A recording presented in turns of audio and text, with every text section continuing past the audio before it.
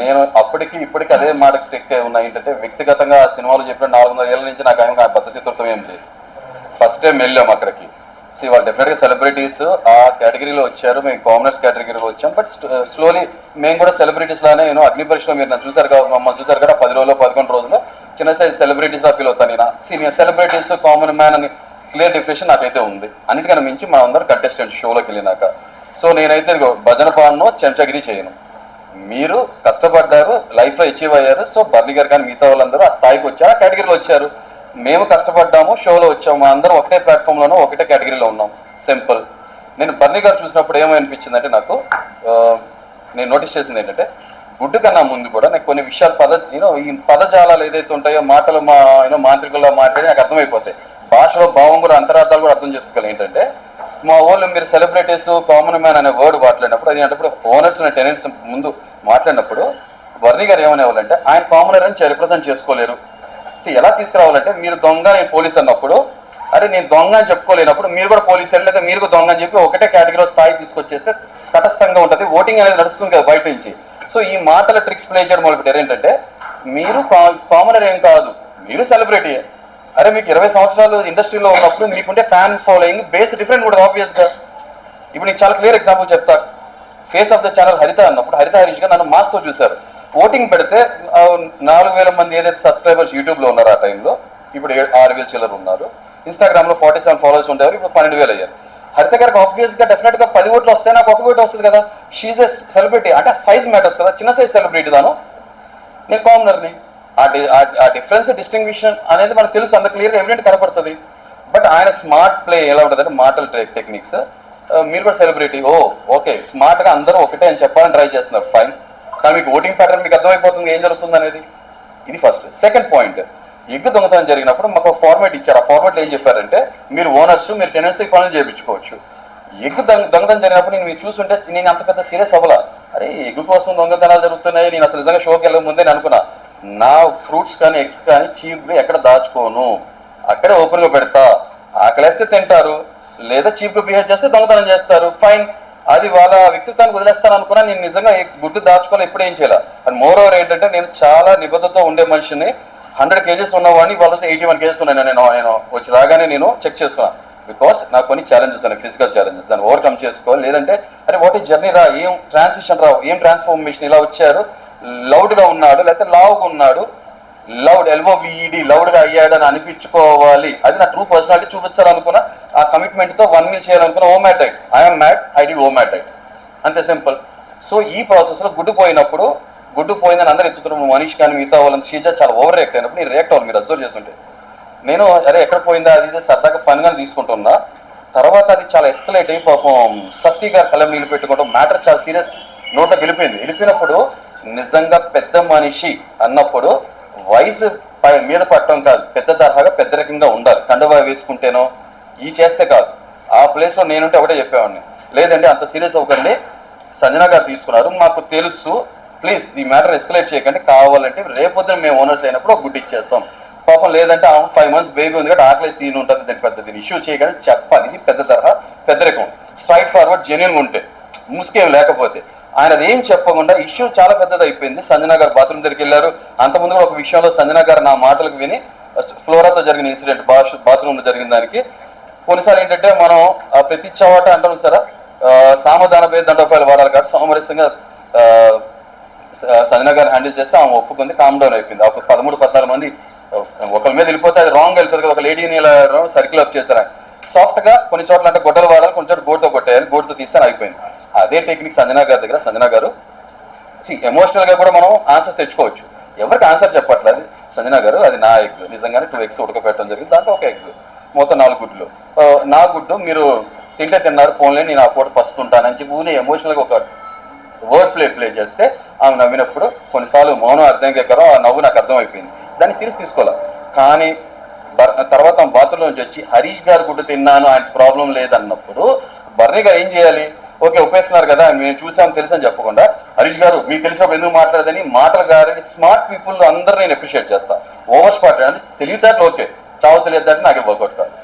అదే ఈ తెలివితేటలు చూపించిన ఆటోమేటిక్గా నేను అన్నాను చూసారా, మీరేమన్నారంటే రేలంగ మావయ్య కనబడుతున్నారు, రేలంగ మావయ్య అనుకున్నా సెకండ్ మావ కనబడుతున్నారు నాకు అక్కడ. ఒకటే కాదు, ఇంకో ఉదాహరణ కూడా చెప్తాను మీకు వచ్చింది కాంటెక్స్ట్. దాన్ని ఆయన మాటలు గారే ట్రిక్. అదే టైంలో టీ అనే ఒక చిన్నది విషయం జరిగింది. మనీష్ రాముకి టీ అనే కాన్ఫ్లిక్ట్ జరిగితే టీని గుడ్డుని కలిపేస్తున్నారు, మాటలు కన్ఫ్యూజ్ చేస్తున్నారు. నాకు చాలా క్లారిటీ ఉంది, బర్నీ గారు టీ కాన్సెప్ట్ కాదు, ఇది టీ ఇష్యూ కాదు, అది క్లియర్ అయిపోయింది. Let's forget about that. గుడ్డు గురించి మాట్లాడుతున్నారు, ఒక పక్క షష్ఠీ కలం నీళ్ళు పెట్టుకున్నారు, అందరు పెద్ద పెద్ద గొడవ. కానీ మీరు దాన్ని ఎందుకు క్లబ్ చేస్తున్నారు అన్నప్పుడు తర్వాత మీరు చూస్తుంటారు, స్మార్ట్ ఓవర్ స్మార్ట్ చూపించదని ఫేస్ టు ఫేస్ వెళ్ళాం. ఆయన గట్టిగా వస్తే మన డిస్పోజ్ కూడా గట్టిగానే ఉంటాయి కదా. నేను అప్పుడు కూడా అన్నా, if you shout I will roar. Voice raise చేయండి, నాయిస్ రైజ్ చేయొద్దు, సింపుల్ అన్న. ఆయన మాటలతో బొంకుదామని ట్రై చేశారు, అది నా దగ్గర వర్కౌట్ కాదు కదా. నేను కూడా ఎదురుకుండా సెలబ్రిటీ ఉన్నారా, దేవుడు ఉన్నారా, ఎవరు ఉన్నారా కూడా కేర్ చేయను, నేను తీసుకున్నాను, అయిపోయింది. ఇక్కడ కాదు, ఇంకో విషయం కూడా మీరు బర్నీ టార్గెట్ చేసినప్పుడు ఇంకో 2 పాయింట్స్ చెప్పేస్తాను, అయిపోతుంది మీకు. కుకింగ్ టీమ్ వాళ్ళిద్దరు ఉన్నప్పుడు హౌస్ క్లీనింగ్ టీంలో నేను ఉన్నాను, ఇమేల్ నా కింద వర్క్ చేస్తున్నారు. పాపం చెప్పినట్టు చాలా చక్కగా ఎఫిషియెంట్గా వర్క్ చేశారు ఆ మనిషి. వర్క్ చేస్తున్నప్పుడు కుకింగ్ టేబుల్ టాప్ మీరు చూస్తే నేను డ్యూటీ తీసుకున్నాక రోజు నైట్ క్లీన్ చేసేవాడిని. టేబుల్ మీద ఏమైనా ఉంటే ఒక క్లాత్ మీద ప్లేట్ మీద తీసుకుని పాడేసేవాడిని.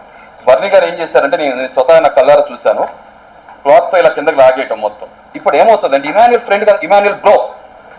ఇప్పుడు ఆ మరుసటి రోజు పొద్దున్న ఇమాన్యుల్ పాప ఆ పర్సనల్ వేసుకుని చేయడం చాలా కష్టంగా ఫీల్ అవుతున్నారు. నేను అబ్జర్వ్ చేస్తే నాకు చాలా బాధ అనిపిస్తుంది. కానీ షో ఫార్మాట్ గౌరవించి నేను ఏ కింద ఉన్నా కూడా తీసేవాడిని. అలాంటిది మరి ఇదే బర్నీ గారికి చిన్న కామన్ సెన్స్ కదా, టేబుల్ టాప్ క్లీన్ చేయాలన్నప్పుడు ఏం చేయాలి, ఇలా తీయాలి కదా, చక్కగా ఎవరు చూడలేదని చెప్పి క్లాత్ అటు కింద పడేసినప్పుడు ఇమాన్యుల్ కష్టం కదా. అంటే ఏంటి స్మార్ట్ వర్క్, టేబుల్ టాప్ మీద ఉంటే కిచెన్ కుకింగ్ వాళ్ళకి వస్తుంది, కింద పడేస్తే హౌస్ క్లీనింగ్ వెళ్ళిపోతుంది కదా. ఇది ఓవర్ స్మార్ట్నెస్ కదా, ఇది ఎవరు చూడట్లేదా, నేను చూసా. నెక్స్ట్ తర్వాత నా దగ్గరికి ఒక టైంలో మన మనిషి వచ్చి, సార్ ఫ్రిడ్జ్ క్లీన్ చేయాలంట, అది ఎవరి డ్యూటీ అని చెప్పి అన్నప్పుడు నేను వెంటనే లోపలికి వెళ్ళాను. నేను ఇదే బర్నీ గారు మాట్లాడే ముందు నీకు ప్రియాతో మాట్లాడాను, తర్వాత అలాగే షష్ఠి అన్నట్లయితే నేను క్లీన్ చేసేస్తా, ఇమాన్యుల్ కూడా క్లీన్ చేస్తాను బ్రదర్, అదేం ప్రాబ్లం లేదు. వెంటనే బర్నీ గారు అడిగితే దాని నేను చేసేస్తా. మరి చేసే మనిషి ఇలా ఎందుకు చేయడం, తనంతా తను సైలెంట్ చేసేయచ్చు కదా. అంటే ఒక చిన్న రప్చర్ క్రియేట్ చేయాలి, మాట రావాలి, కొట్టుకోవాలి, తర్వాత నేనేదో మంచివాడిని నేను చేస్తా, అది ముందే చెప్తే అయిపోతుందిగా. ఇలాంటివన్నీ నేను చాలా నోటీస్ చేశాను, అర్థమైందా. ఫేక్ మాస్క్ ముసుకేసుకుని ఉండేవాళ్ళు నాకు క్లియర్గా అర్థమైపోతారు. మీరు కూడా చూస్తే ఇన్ని ఎపిసోడ్ చూసుంటారు కదా, ఆయనలో ఒక సైడ్ మీరు చూసారు కదా, అది ఎందుకు మిగతా దగ్గర క్యారీ అవ్వాల. వాట్ వేసుకుంటారు, ముద్దులు పెడతాం, తర్వాత గుద్దులు గుద్దటం, ఇది నా సబ్జెక్ట్ కాదు, నా కాన్సెప్ట్ కాదు, వెరీ క్లియర్గా చెప్తున్నా. అది సారీ క్రాస్ వచ్చేసింది, నవ్వు వచ్చింది మీకు, థ్యాంక్ యూ.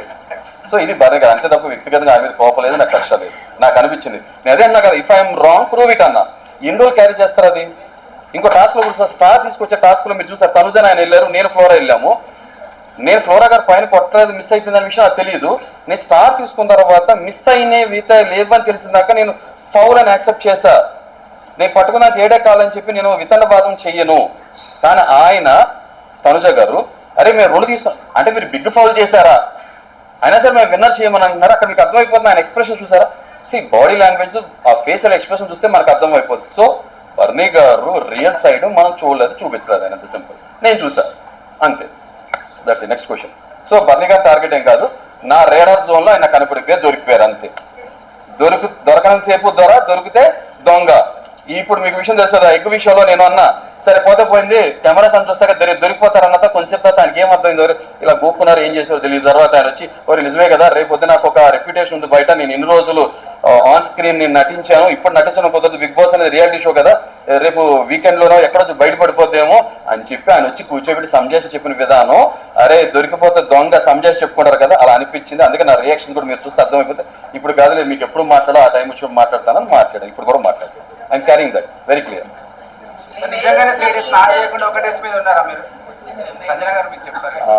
అంటే ఇప్పుడు నేను సర్కస్ చెప్పాలి, మీరు నా బాత్రూంలో కెమెరా ఉంటే తెలిసిపోయేది మీకు సమాధానం. కానీ అలా చెప్పలేను కాబట్టి, బట్ ఒకటి చెప్తాను ఏంటంటే, నాకు నిజంగానే బట్టలు రాలేదు. రానప్పుడు నేను 2.5 days లేదా సంజన గారు 4 days అన్నారు బ్రదర్, మీరు మర్చిపోయారు 4 రోజులు వింటే 40 రోజులు చెప్పేది ఆవిడ. నేను 40 రోజులు లేను కూడా లేను, లేదా చిన్నప్పుడు ఇదే హుడీలు వేసుకున్నారని చెప్పేది కూడా ఆవిడ. ఏముంది బ్రదర్, నాలికి నరం ఉండదు, ఎటన్నా తిప్పేసి మాట్లాడేసి ఆమె మాట్లాడుతుంది, అది మీరు చూస్తున్నారు, మనం చూసాము, నేను చూశాను. కాబట్టి 2.5 days నాకు రిమెంబర్. ఓకే, బట్ స్టిల్ లోపలికి వెళ్ళి బాత్రూంలో స్నానం చేస్తాను, అది ప్రూవ్ చేయలేను, సారీ కెమెరాస్ లేదు. ఓకే సార్, డియోడ్రెంట్ కొట్టుకునేవాడిని, ఫైన్. ఓకే, అయిపోయింది. నెక్స్ట్